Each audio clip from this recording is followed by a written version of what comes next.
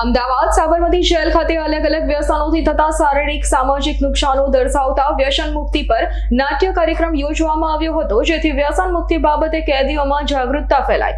ગુજરાતની તમામ જેલોમાં 10મા અને 12મા ધોરણની પરીક્ષાનું દર વર્ષે આયોજન કરવામાં આવે છે। ગત વર્ષે 100% અને આ વર્ષે 68% પરિણામ આવ્યું છે, જેમાં સાબરમતી મધ્યસ્થ જેલના 150 જેટલા કેદી ભાઈઓએ પરીક્ષા આપી હતી।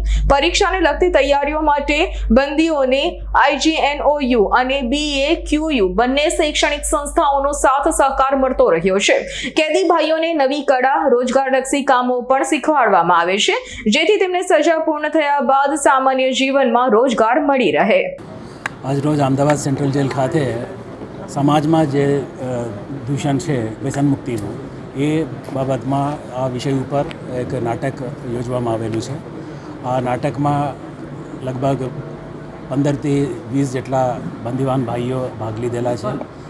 એ 15 દિવસથી એ લોકોએ બાબા સાહેબ આંબેડકર ઓપન યુનિવર્સિટીના સહયોગથી એ નાટક અહીંયા બજાવવામાં આવેલું છે। છેલ્લા 15 દિવસથી એ લોકોએ તૈયાર કરતા હતા। અનેક સમાજના જે દૂષણો છે એને બતાવવામાં આવ્યું છે। ખાસ કરીને જે દારૂનો વ્યસન, ડ્રગ્સનું વ્યસન અને બાકી જે એના અસર એમના પરિવાર ઉપર, એમના બાળકો ઉપર, એમના જીવન ઉપર કેવી રીતે અસર થાય છે એ હરેક પહેલુંનો એ બતાવવામાં આવ્યું છે।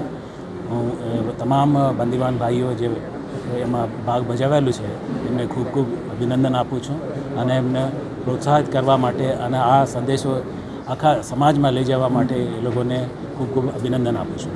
સર, ખાસ કરીને જે કેદીવાન ભાઈઓ છે તેમણે બોર્ડની એક્ઝામ પાસ કરી છે। કેટલા લોકોએ બોર્ડની એક્ઝામ આપી હતી, કેટલા લોકોએ પાસ કરી છે? જેલ તંત્ર દ્વારા ખાસ કરીને તેમના અભ્યાસ માટે કઈ રીતની વ્યવસ્થા કરવામાં આવી છે?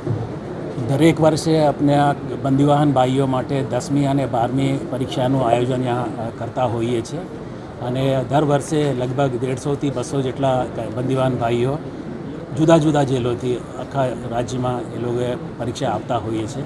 ગયા વખતે અમારા 100% એમના રિઝલ્ટ હતું અને આ વખતે પણ અરાઉન્ડ 80% જેટલા રિઝલ્ટ આવ્યું છે અને અમદાવાદ સેન્ટ્રલ જેલના લગભગ 21 જેટલા કેદી ભાઈઓએ એ 10મી અને 12મી પરીક્ષા પાસ કરેલી છે અને ઓવરઓલ અમારા 68% જેટલો રિઝલ્ટ છે। કઈ રીતની વ્યવસ્થા જેલ તંત્ર દ્વારા તેમના અભ્યાસ માટે? Ambedkar open university, Indira Gandhi national open university અને ખાસ કરીને જે બનેલા જે કેદી ભાઈઓ છે અમારા જુદા જુદા જેલોમાં, એ લોકોને અમે એક મેન્ટર તરીકે એ લોકોને આઈડેન્ટિફાઈ કરીએ છીએ અને એ બીજા બંદીવાન ભાઈઓને એ લોકો તાલીમ આપે છે અને પરીક્ષામાં ઉત્તીર્ણ થાય એ રીતે એ લોકો પ્રોત્સાહિત કરે છે। ઓકે, સંજીવ રાજપૂતનો રિપોર્ટ, S9 ન્યૂઝ, અમદાવાદ।